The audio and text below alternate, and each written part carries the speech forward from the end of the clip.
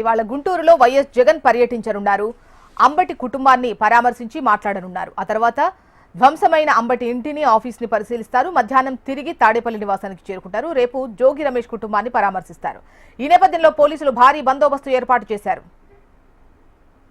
మరిన్ని డీటెయిల్స్ మనకు నరసింహ అందిస్తారు. నరసింహారావు.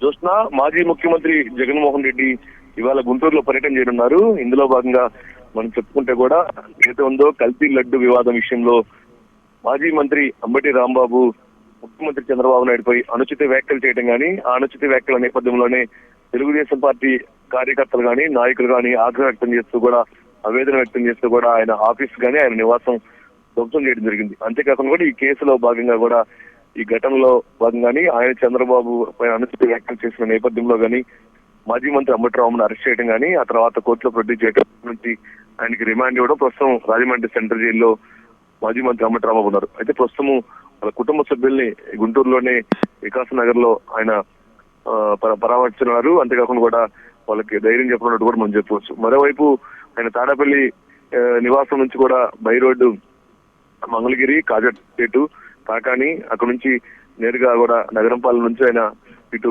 పట్టాపురం మీదుగా కూడా ఆయన రానున్నారు.